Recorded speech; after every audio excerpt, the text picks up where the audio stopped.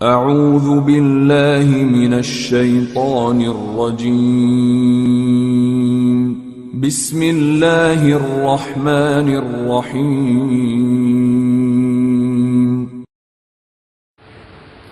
کیف یہدی اللہ قوما کفروا بعد ایمانہم وشہدوا ان الرسول حق وجاءہم البینات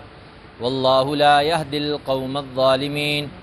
اولئک جزاؤہم ان علیہم لعنۃ اللہ والملائکۃ والناس اجمعین خالدین فیہا لا یخفف عنہم العذاب ولا هم ینظرون الا الذین تابوا من بعد ذلک واصلحوا فإن اللہ غفور رحیم ان الذین کفروا بعد ایمانہم ثم ازدادوا کفرا لن تقبل توبتہم واولئک هم الضالون ان الذین کفروا وماتوا وهم کفار فلن يقبل من احدهم ملء الارض ذهبا ولو افتدى به اولئک لهم عذاب علیم وما لهم من ناصرین صدق اللہ العظیم کیف یہدی اللہ قوما کفروا بعد ایمانہم، اللہ کس طرح راہ بتلائے گا اس قوم کو جنہوں نے کفر کیا ایمان کے بعد، وشہدوا ان الرسول حق، اور انہوں نے گواہی دی کہ بے شک رسول برحق ہے، وجاءہم البینات، اور ان کے پاس کھلی نشانیاں آئیں، واللہ لا یہدی القوم الظالمین، اور اللہ نہیں راہ دکھاتا اس قوم کو جو ظلم کرنے والی ہو۔ اولئک جزاؤہم ان علیہم لعنۃ اللہ والملائکۃ والناس اجمعین، اور یہی لوگ ہیں جن کا بدلہ یہ ہے کہ بے شک ان پر اللہ کی لعنت، فرشتوں کی لعنت اور سارے انسانیت، سارے لوگوں کی لعنت ہے۔ خالدین فیہا، اس میں ہمیشہ رہیں گے، لا یخفف عنہم العذاب ولا هم ینظرون، اور ان سے عذاب ہلکا نہ کیا جائے گا اور نہ ہی ان کو کوئی مہلت دی جائے گی۔ الا الذین تابوا من بعد ذلک واصلحوا، ہاں مگر وہ لوگ جنہوں نے اس کے بعد توبہ کی، واصلحوا اور اچھے کام کیے، فإن اللہ غفور الرحیم، تو بے شک اللہ بخشنے والا بے حد مہربان ہے۔ ان الذین کفروا بعد ایمانہم، بے شک وہ لوگ جنہوں نے کفر کیا ایمان لانے کے بعد، ثم ازدادوا، اور پھر وہ کفر میں بڑھتے ہی چلے گئے، لن تقبل توبتہم، پس ان کی توبہ ہرگز قبول نہ کی جائے گی، واولئک هم الضالون، اور یہی لوگ کیا ہیں؟ گمراہ ہیں۔ ان الذین کفروا وماتوا وهم کفار فلن يقبل من احدہم، بے شک وہ لوگ جنہوں نے کفر کیا اور اس حالت میں مر گئے کہ وہ کفر کرنے والے ہیں، فلن يقبل من احدہم، پس ان میں سے کسی ایک سے ہرگز قبول نہ کی جائے گی، ملء الارض ذهبا ولو افتدى به، سونے سے بھری ہوئی زمین اگرچہ وہ اس کا فدیہ دے دیں، اولئک لہم عذاب علیم، یہی وہ لوگ ہیں جن کے لیے دردناک عذاب ہے، وما لہم من ناصرین، اور ان کے لیے کوئی بھی مددگار نہ ہوگا۔ گزشتہ درس میں اسلام کی حقانیت بیان ہوئی اور فرمایا کہ اللہ کے ہاں تمام مذاہب کے اندر اگر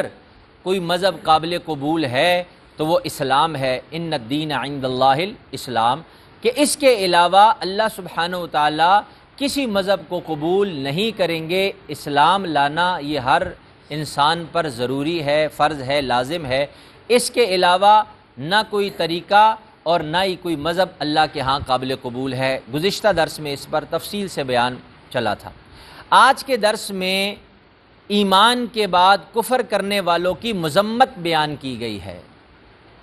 اور واضح کیا گیا ہے کہ اللہ ایسے لوگوں کو ہدایت اور توبہ کی توفیق نہیں دیتے جو ایمان لانے کے بعد جو ہے کافر ہو جائیں اور مرتد ہو جائیں، ان لوگوں کی مذمت بیان ہوئی ہے۔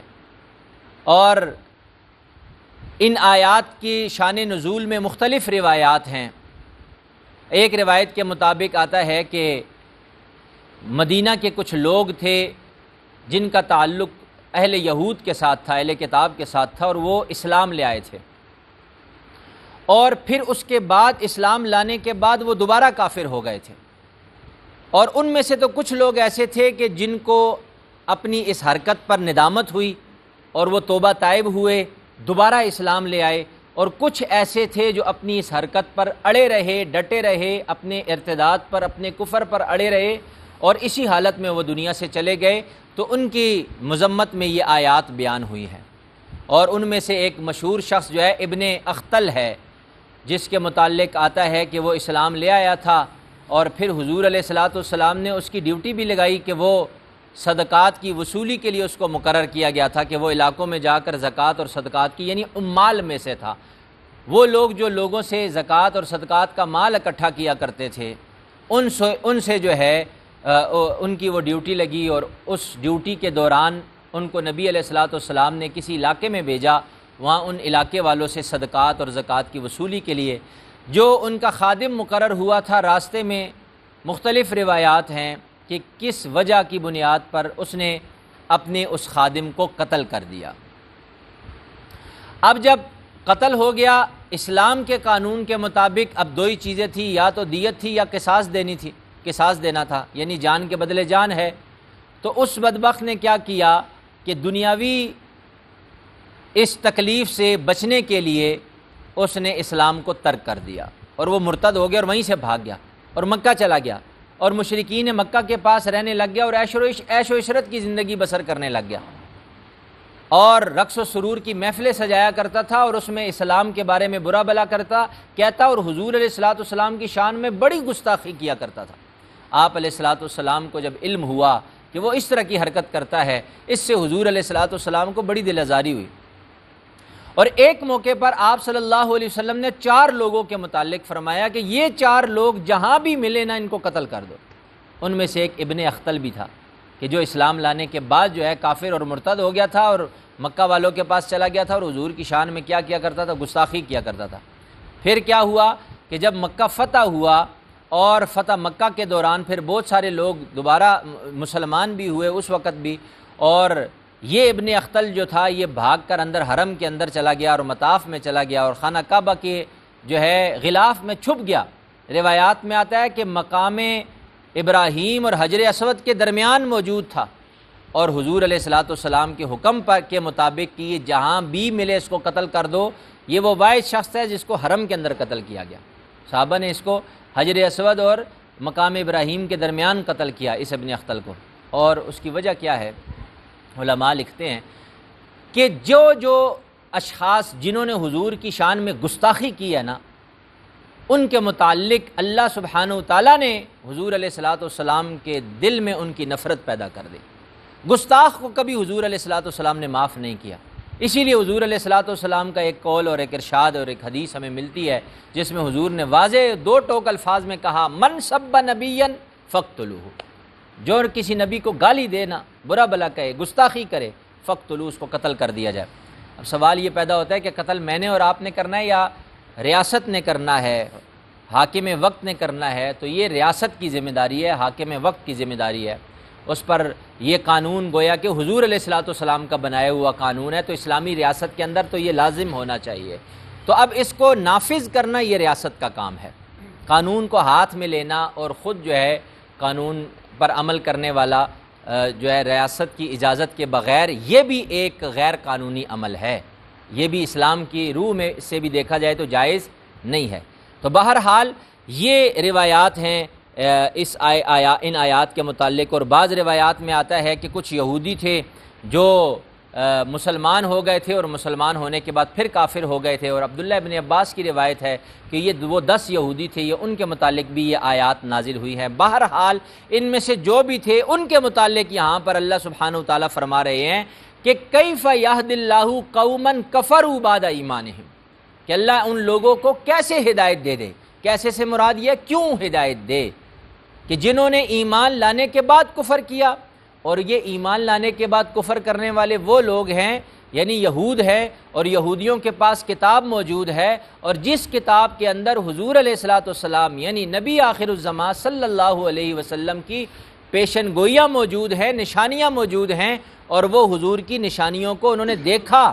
یعرفونہ کما یعرفون ابناءہم، اور وہ حضور علیہ الصلاۃ والسلام کو ان کو ایسے پہچانا جیسے لوگ اپنی اولاد کو پہچانتے ہیں۔ اور پھر قرآن کہتا ہے کیف یہدی اللہ قوما کفروا بعد ایمانہم، اللہ کس طرح راہ بتلائے یعنی ہدایت دے اس قوم کو جنہوں نے کفر کیا ایمان کے بعد، وشہدوا ان الرسول، اور انہوں نے گواہی دی کہ بے شک رسول برحق ہے۔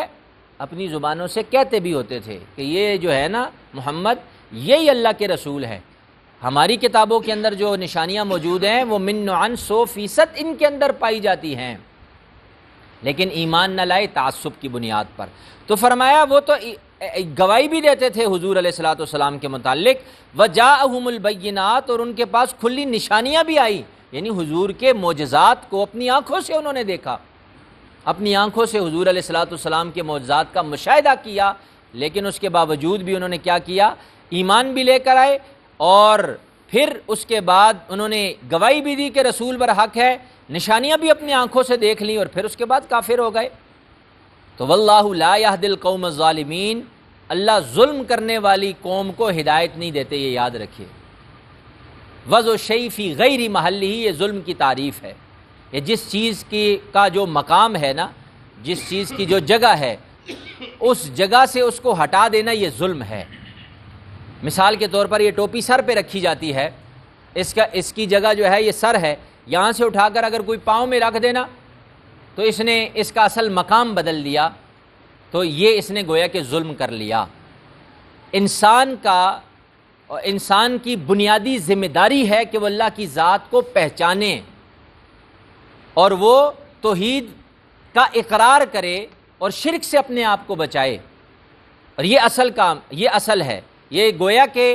انسان کا جو اصل مقصد ہے وہ یہ ہے۔ اور اگر وہ اللہ کی ذات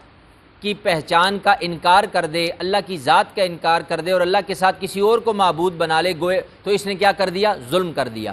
تو فرمایا جو بھی ظلم کرنے والی قوم ہے، زیادتی کرنے والی قوم ہے، اللہ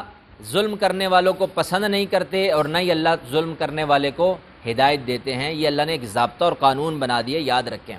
ایک بات میں یہاں بتاتا چلا جاؤں، اللہ سبحانہ و تعالیٰ نے جو اپنے ضابطے بنائے ہیں نا، اصول بنائے ہیں، یہ یاد رکھیے، ان اصولوں پر اللہ پاک کوئی کمپرومائز نہیں کرتے ہیں۔ اب آپ ان اصولوں کو سمجھنے کے لیے ایک بات یاد رکھیں، سمجھ لیں کہ اللہ نے اصول بنایا ہے دنیا کے اندر، بہت ساری چیزیں ہیں نا، جیسے بھوک ہے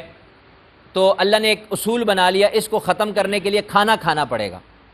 پیاس اللہ نے پیدا کیا اور پھر ساتھ ایک اصول بنا لیا، جب پیاس لگے گی تو اس پیاس کو ختم کرنے کے لیے پانی پینا پڑے گا۔ اب اللہ اس بات پر قادر ہے کہ وہ بغیر پانی کے بھی پیاس کو ختم کر دے، بغیر کھانے کو بھوک کو ختم کر دے، اس پر قادر ہے۔ ان اللہ علی کل شیء قدیر، اللہ اسباب کے محتاج نہیں ہے، لیکن اللہ نے بتا دیا کہ میں نے اصول قائم کر لیے اور ان اصولوں کے مطابق عمل کرو گے تو پھر جو میں نے آگے اس پر اللہ سبحانہ و تعالیٰ اس کے ذریعے سے جو فیصلہ فرماتے ہیں وہ صادر ہوگا۔ ایسے ہی اللہ سبحانہ و تعالیٰ نے ایک اصول بنایا ہے کہ ایمان لاؤ گے اور اعمال صالحہ کرو گے تو پھر میری کیا ہو جائے گی؟ تمہیں رضا ملے گی۔ اب اس میں عموم ہے کہ جو بھی ایمان اور اعمال صالحہ کرے گا، جو بھی ایمان لے آئے، وہ کالا ہو، گورا ہو، جاہل ہو، پڑھا لکھا ہو، ان پڑھ ہو، شہری ہو، دیہاتی ہو، امیر ہو، غریب ہو، فقیر ہو، بادشاہ ہو، کوئی بھی ہو، اگر وہ ایمان لے کر آئے گا اور اعمال صالحہ کرے گا میری رضا اسے ملے گی۔ اگر ایمان نہیں لے کر آئے گا اور اعمال صالحہ نہیں کرے گا، چاہے وہ کتنا ہی زیادہ مالی اعتبار سے، جانی اعتبار سے، افرادی اعتبار سے، قومی اعتبار سے، خوبصورتی کے اعتبار سے، ہر اعتبار سے وہ عرفہ والا مقام پر ہی کیوں نہ ہو، اللہ کہتے ہیں میرے نزدیک اس کی کوئی حیثیت اور ویلیو نہیں ہے، وہ جہنم میں جائے گا اور جہنم کا ایندھن بنے گا۔ یہ اللہ نے ضابطہ بنایا۔ ایسے ہی اللہ نے ضابطہ بنایا کہ وہ ظالموں کو ہدایت نہیں دیتا، یہ اللہ کا اصول اور ضابطہ ہے، اس لیے ہم اپنے آپ کو ظلم سے بچائیں، یہ یاد رکھیے۔ کبھی کسی کے ساتھ کوئی زیادتی نہ کریں، ظلم نہ کریں، ایسا نہ ہو کہ ہمارا کیا دھرا جتنا کچھ ہم نے کیا ہوا ہے وہ سارا کا سارا اللہ ضائع کر دے۔ تو ان چیزوں سے اپنے آپ کو بچانا۔ تو اللہ کہہ رہے ہیں میں ظالم قوم کو ہدایت نہیں دیتا۔ اولئک جزاؤہم ان علیہم، اب یہی لوگ یعنی جو ظلم کرتے ہیں اور جنہوں نے کفر کے بعد، ایمان کے بعد کفر کیا، فرمایا یہی لوگ ہیں جن پر اللہ کی لعنت، فرشتوں کی لعنت، ساری انسانیت کی لعنت ہے۔ وہ اللہ کے نزدیک بھی ملعون ہے، بدبخت ہے، فرشتوں کے نزدیک بھی ملعون اور بدبخت ہے۔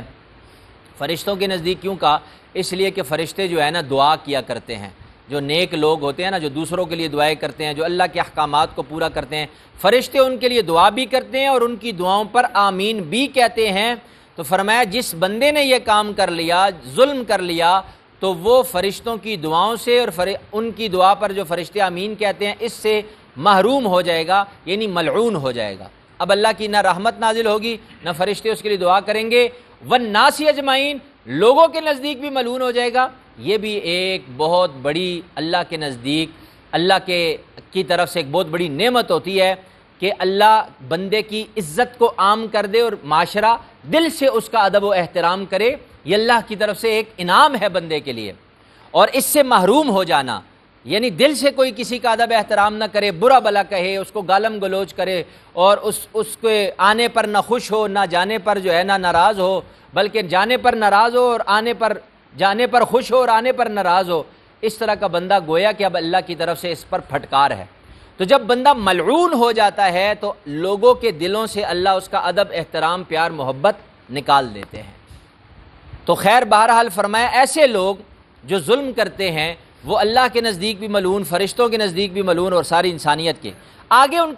ان کا بدلہ کیا ہے؟ خالدین فیہا، فرمایا ایسے لوگ۔ اب بنیادی طور پر تو یہ ان لوگوں کے لیے بولا جا رہا ہے جنہوں نے کفر کے بعد کیا کیا، ایمان کے بعد کیا کیا ہے، کفر کیا اور پھر اس پر ڈٹے رہے، یعنی دوبارہ مسلمان نہیں ہوئے۔ تو فرمایا خالدین فیہا ابدا، وہ جہنم میں ہمیشہ ہمیشہ رہیں گے۔ کبھی بھی کوئی وقت ان پر ایسا نہیں آئے گا جس وقت ان سے وہ عذاب ہلکا کیا جائے، نہ ان کی طرف نظر رحمت کی جائے گی اور نہ ان کو جہنم سے نکالا جائے گا۔ خالدین فیہا ابدا۔ اب یہ ان لوگوں کی مذمت بیان ہو رہی ہے جن لوگوں نے یہ برا کام کیا، یعنی ایمان لے کر آئے، حضور علیہ الصلوۃ والسلام کی رسالت کی شہادت دی اور حضور علیہ الصلوۃ والسلام کے معجزات کو اپنی آنکھوں سے دیکھا، ایمان لے کر آئے اور اس کے بعد کفر کیا، تو فرمایا دیکھو وہ کتنی بڑی نعمتوں سے محروم ہو گئے اور اب وہ ملعون بھی ہو گئے اور جہنم کے مصداق بھی ہو گئے، اور صرف جہنم میں نہیں جائیں گے بلکہ ہمیشہ ہمیشہ کے لیے جائیں گے اور ان پر سے عذاب ہلکا نہ کیا جائے گا۔ وَلَا هُمْ يُنظَرُونَ، اور نہ ہی ان کو مہلت دی جائے گی۔ إِلَّا الَّذِينَ، آگے اللہ سبحانہ تعالیٰ اللہ حرف استثناء لا کر فرمایا ہاں وہ لوگ جنہوں نے خدا نخواستہ ایسا عمل کیا، یعنی ارتداد کی راہ اختیار کر لی، تو اس کے بعد ان کو احساس ہو گیا۔ یہ وہ لوگ مراد ہیں جنہوں نے، میں نے شروع میں عرض کیا، کچھ لوگ ایسے تھے جو ارتداد کی طرف جا کر واپس آ گئے تھے اور کچھ ایسے تھے جو ارتداد کی طرف جا کر واپس نہیں آئے تھے۔ جو نہیں آئے تھے تو ان کے لیے پیچھے فرما دیا کہ وہ ملعون ہے، ہمیشہ جہنم میں رہیں گے اور ان پر سے عذاب ہلکا نہ کیا جائے گا اور نہ ان کو مہلت دی جائے گی۔ اور وہ لوگ جو واپس آئے، جنہوں نے توبہ طائب کر لیا، اپنے اس عمل پر ندامت ہوئی، شرمندگی ہوئی، اس سے مراد وہ لوگ بھی ہیں اور اس سے مراد وہ لوگ بھی ہیں جو گناہ کبیرہ کر لیتے ہیں اور گناہ کے بعد ان کو احساس ہو جاتا ہے کہ میں نے غلط کام کر لیا، گناہ کر لیا، اللہ کو ناراض کر دیا، اللہ کے سامنے پیش ہونا ہے، جزا و سزا کا دن آنا ہے، اللہ اس چیز پر قادر ہے کہ وہ مجھے جہنم میں پھینک دے اور میں اللہ کو کیا منہ دکھاؤں گا۔ احساس ہو گیا، اس کو ندامت ہو گئی، شرمندگی ہو گئی۔ اب اس نے کیا کر دیا؟ الا الذین تابوا، توبہ کر لی۔ اب توبہ کے ساتھ یاد رکھو ایک چیز اور شرط ہے، توبہ تبھی جا کر تام ہوتی ہے، توبہ تبھی جا کر قبول ہوگی جب توبہ کے بعد بندہ اچھے کام شروع کر دے گا۔ اس لیے اللہ پاک یہاں پر کہہ رہے ہیں الا الذین تابوا من بعد ذالک، جس نے اس سب کچھ کے بعد توبہ کر لی، واصلحوا، اور پھر اچھے کام کرنا شروع کر دیے، اچھے کام کرنا شروع کر دیے۔ توبہ کا مطلب ہی یہ ہے، اور اچھے کام تب کرے گا جب وہ اپنی صحبت بدلے گا، یہ یاد رکھیے۔ جب وہ مقام اور جگہ، بنی اسرائیل کا وہ شخص جس کے بارے میں حدیث میں بھی آتا ہے کہ جس نے 99 قتل کیے پھر 100واں بھی قتل کر دیا پوچھنے پر کہ میری توبہ قبول ہوگی، اس نے کہا بلی سوچ ہوئے کھا کو حج کو چلی، تم کیسے 99 قتل کیے ہوئے ہیں اور اب آ کر کہتے ہو میری توبہ قبول ہوگی؟ کوئی توبہ نہیں قبول ہوگی، اللہ تمہیں معاف نہیں کرے گا۔ اس سے میں آ گیا، اس نے اس بندے کو بھی قتل کر دیا۔ پھر ایک اور بندے سے پوچھا، اس نے کہا اللہ بڑے غفور الرحیم ہے، توبہ کرو، معافی مانگو، اللہ معاف کرے گی۔ تو خیر بہرحال اللہ نے اس نے توبہ کی، لیکن اس اللہ والے نے اسے کہا کہ اس کے ساتھ ساتھ تمہاری توبہ تام تب ہوگی، مکمل تب ہوگی، پکی تب ہوگی کہ تمہیں یہ صحبت چھوڑنی پڑے گی، یہ گاؤں یہ علاقہ چھوڑنا پڑے گا۔ اور جب وہ اس نے گاؤں علاقہ چھوڑا اور کہا وہ دور ایک نیک لوگوں کی بستی ہے، ان لوگوں کے بستی کے اندر جا کر رہو اور وہاں پر اللہ کسی ذات سے امید ہے کہ تمہاری توبہ مکمل ہو جائے گی اور پھر تم گناہ کی طرف نہیں آؤ گے۔ اور جب اس نے اس بستی کا رخ کیا تو وہ راستے میں ہی فوت ہو گیا تھا، لمبا واقعہ ہے، سب نے کئی دفعہ سنا ہوا ہے۔ تو خیر بہرحال اللہ سبحانہ وتعالیٰ یہ فرما رہے ہیں کہ جس نے توبہ کی اور پھر اس کے بعد اچھے کام کیے تو فَإِنَّ اللَّهَ غَفُورٌ رحیم، بے شک اللہ غفور ہے یعنی بخشنے والا ہے، رحیم ہے، بے حد مہربان ہے، رحیم بے حد مہربان۔ ان الذین کفروا من بعد ذلک ثم ازدادوا کفرا لن تقبل توبتهم، یہاں اب مذمت بیان ہو رہی ہے ان لوگوں کی جنہوں نے کفر کیا ایمان کے بعد، اور پھر فرمایا ان الذین کفروا بعد ایمانہم، جنہوں نے کفر کیا ایمان کے بعد یعنی مرتد ہوئے، ثم ازدادوا، اور صرف مرتد ہی نہ ہوئے بلکہ اپنے کفر میں بڑھتے ہی چلے گئے، اپنی ضد میں، تعصب میں، اناد میں، گمراہی میں بڑھتے ہی چلے گئے، اسلام دشمنی میں بڑھتے چلے گئے۔ ابن اختل اس آیت کا مصداق ہے، بشیر منافق ایک شخص گزرا ہے، وہ اس آیت کا مصداق ہے مختلف روایات کے مطابق، اور 10 وہ یہودی جو اسلام لانے کے بعد دوبارہ کافر ہوئے تھے اور پھر اسلام دشمنی میں بڑھتے ہی چلے گئے تھے، اولین مصداق اس آیت کے وہ ہیں، اور اس کے علاوہ اگر کوئی بھی ایسا عمل کرے گا تو قرآن کہہ رہا ہے ان کے لیے یہ آیت ہے کہ ثم ازدادوا، پھر انہوں نے ان کا کفر بڑھتا چلا گیا، لن تقبل توبتہم، کہ اللہ ان کی توبہ کو قبول نہیں کرے گا۔ اب بظاہر دیکھا جائے تو آیات کے اندر تضاد آ رہا ہے۔ پچھلی آیت میں اللہ کہہ رہے ہیں الا الذین تابوا واصلحوا، جنہوں نے توبہ کر لی تو اللہ ان کو بخش دے گا، اور یہاں اللہ کہہ رہے ہیں جس نے ایمان کے بعد کفر کیا اور پھر وہ کفر میں بڑھا، لن تقبل توبتہم، اللہ ان کی توبہ قبول نہیں کرے گا۔ تو یہ بظاہر تو تضاد نظر آ رہا ہے، تو مفسرین علماء فرماتے ہیں کہ لن تقبل توبتہم سے مراد یہ نہیں ہے کہ اگر انہوں نے توبہ کر لی تو اللہ ان کی توبہ قبول نہیں کریں گے، بلکہ یہاں سے مراد توفیق ہے کہ اللہ ایسے لوگوں کو توبہ کی توفیق ہی نہیں دیتے، اللہ ان سے توفیق چھین لیتے ہیں۔ وما توفیقی الا باللہ، نیکی کی توفیق کس کے ہاتھ میں ہے؟ اللہ کے ہاتھ میں ہے۔ آپ یہاں پر بیٹھے ہیں، سن رہے ہیں، میں یہاں بیٹھ کر پڑھ رہا ہوں، سنا رہا ہوں، یہ اللہ نے توفیق دی ہے، اگر اللہ توفیق نہ دیتے تو ہم یہ اچھا کام نہ کر سکتے، تو اس پر اللہ کا شکر ادا کرنا۔ تو فرمایا جب توفیق ملتی ہے تو بندہ اچھا کام کرتا ہے، توفیق ملتی ہے اللہ کی طرف سے تو وہ گناہ سے بچتا ہے۔ اللہ ایسے شخص کو جو کفر کے اندر بڑھتا ہی چلا جائے، اپنی گمراہی میں، اپنی سرکشی میں، اپنے اناد، تعصب اور ضد میں بڑھتا چلا جائے، تو اللہ ایسے لوگوں کو توبہ کی توفیق نہیں دیتے، یہ مراد ہے یہاں پر لن تقبل توبتہم واولئک هم الضالون، اور یہی لوگ گمراہ ہیں۔ فرمایا ان الذین کفروا، اب وہ لوگ جنہوں نے کفر کیا نا، دنیا کو چھوڑا اور دنیا کی خاطر، دنیا کے چند ٹکوں کی خاطر انہوں نے کفر کر لیا، جیسے میں نے ابن اختل کے متعلق بتایا کہ اسے پتہ تھا کہ اگر میں کافروں کے پاس چلا جاتا ہوں تو مجھے عیش و عشرت کی زندگی بسر کروں گا، مزہ ہی مزہ ہے، اور پھر کیا ہوگا، قتل سے بھی بچ جاؤں گا، دیت سے بھی بچ جاؤں گا، قصاص سے بھی بچ جاؤں گا، اور مزے بھی ہے، وہ مزے تو عارضی تھے۔ تو فرمایا اب یہاں پر ایمان کی قیمت گویا کہ بتایا جا رہا ہے کہ ایمان کی کیا ویلیو اور ایمان کی کیا قیمت ہے، وہ ذرا سنیے کہ ان الذین کفروا، بے شک وہ لوگ جنہوں نے کفر کیا، وماتوا وہم کفار، اور وہ مرے اس حال میں کہ وہ کفر ہی کرتے تھے، یعنی کفر کی حالت میں ہی دنیا سے چلے گئے، فَلَن يُقْبَلَ مِنْ أَحَدِهِمْ مِلْءُ الْأَرْضِ ذَهَبًا وَلَا افْتَدَىٰ بِهِ، تو فرمایا ان میں سے کسی ایک سے بھی ہرگز قبول نہ کی جائے گی سونے سے بھری ہوئی زمین، اگرچہ وہ کل قیامت والے دن فدیہ میں دیں۔ کیا مطلب؟ قیامت والے دن جب ایک کافر، اس کے لیے فیصلہ ہو جائے گا کہ اسے جہنم میں ڈال دو، دنیا میں تو اللہ نے ضابطے بنائے ہوئے ہیں نا کہ فدیہ اور قصاص اور دیت ہے، اگر مثال کے طور پر روزے نہ رکھ سکا تو اس کا فدیہ کیا ہے، نماز نہ پڑھ سکا دنیا سے چلا گیا اس کا فدیہ کیا ہے، یہ دنیا کے اندر ضابطے ہیں۔ اب اس گناہ کی معافی مل جاتی ہے فدیہ دے کر، یہ دنیا کے اندر ضابطہ ہے، لیکن اللہ کہہ رہے ہیں کہ آخرت میں یہ ضابطہ ختم ہو جائے گا، کالعدم ہو جائے گا۔ پھر وہاں کا کیا ضابطہ ہے؟ کہا اگر کوئی کفر کی حالت میں ہی مر گیا اور وہ پھر قیامت والے دن پوری زمین، کتنی بڑی زمین ہے، اور زمین سونے سے بھری ہوئی، کیا مطلب؟ یعنی تحت سرا سے لے کر عرش معلیٰ تک جتنا خلا ہے، اس خلا کو اگر سونے سے بھر دیا جائے اور پھر وہ اپنی جان کے بدلے فدیے میں پیش کرے کہ میری جان بخش دو، مجھے چھوڑ دو، اور یہ اتنا بڑا بھاری برکم فدیہ لے لو، تو پھر بھی اتنا فدیہ دے کر بھی اس کی بخشش نہیں ہو سکے گی۔ کیا مطلب؟ پہلی بات ہے اتنا سونا کوئی دے ہی نہیں سکے گا، کسی کے پاس ہوگا ہی نہیں۔ اللہ فرما رہے ہیں اگر وہ لے کر بھی آ گیا تب بھی اس کی جان کی بخشش نہیں ہو سکے گی۔ اس سے آپ ایمان کی قدر و قیمت اور ایمان کی دولت کا اندازہ لگا سکتے ہیں کہ ایمان کتنا زیادہ قیمتی ہے۔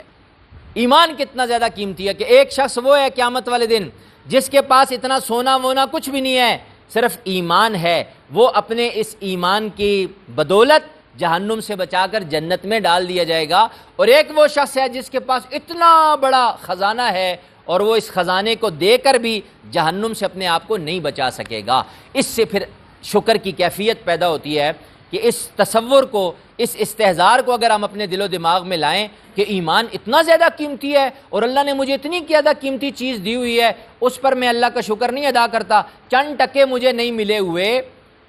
تھوڑے سے پیسے مجھے نہیں ملے، تھوڑی سی دنیاوی سہولیات نہیں ملی، تو اس میں تو کوئی مسئلہ ہی نہیں ہے، نہ ملے تو نہ ملے، یہ ان کی تو کوئی حیثیت ہی نہیں۔ اللہ نے اتنی قیمتی چیز دے دی ہے، اب اتنی بہترین چیز دے دی ہے۔ ایک آدمی کو لنگر تقسیم ہو رہا ہے نا، اور بڑا بہترین قسم کے پلاؤ اور بریانی بنی ہوئی ہے، اور دوسری طرف دال بنی ہوئی ہے۔ ایک بندے کو اگر پلاؤ، بریانی اور بڑی اچھی سی جو ہے نا گوشت کا سالن مل جائے اور دال نہ بھی ملے تو وہ میرے خیال میں پریشان ہوگا؟ وہ پریشان نہیں ہوگا، وہ کہے گا کوئی مسئلہ ہی نہیں ہے، دال نہ ملی تو کیا ہو گیا، سادی روٹی نہ ملی تو کیا ہو گیا، مجھے تو پراٹھے مل گئے۔ تو ایسے ہی دنیا کی قیمت ایمان کے آگے موازنہ کریں اور کہیں کہ کیا ہو گیا اگر اپنا مکان نہیں ہے، کیا ہو گیا اگر گاڑی نہیں ہے، کیا ہو گیا اگر اچھا کپڑا نہیں ہے، کیا ہو گیا اگر اچھی سہولیات نہیں ہے۔ حرام کی طرف جانے کی کوشش نہ کی جائے، اس طرف نہ جائے۔ میرے پاس تو ایمان موجود ہے، اور ایمان اتنا زیادہ قیمتی ہے کہ قرآن مجید میں آیا ہے کہ ساری کائنات کو سونے سے بھر دیا جائے تو وہ بھی ایمان کا مقابلہ نہیں کر سکتی۔ تو اللہ نے ہمیں ایمان دیا ہے، تو اس پر ہم اللہ کا شکر ادا کریں، اور اس پر جو ہے نا ہم فخر کریں کہ ہمیں سب سے زیادہ قیمتی چیز جو اللہ کے خزانوں میں ہے وہ ہمیں مل گئی ہے۔ اب اس ایمان کی ہم قدر بھی کریں، اس کی جو ہے نا بچانے کی فکر بھی کریں، اور اس کو مضبوط کرنے کی کوشش بھی کریں۔ تو فرمایا کوئی قیامت والے دن اگر اتنا فدیہ بھی دے گا تو اس کی جان نہیں بچے گی۔ اولئک لہم عذاب علیم، یہی وہ لوگ ہیں جن کے لیے پھر دردناک عذاب ہوگا۔ وما لہم من ناصرین، اور قیامت والے دن ان کا کوئی مددگار نہیں ہوگا۔ اللہ سے دعا ہے اللہ عمل کرنے کی توفیق عطا فرمائے۔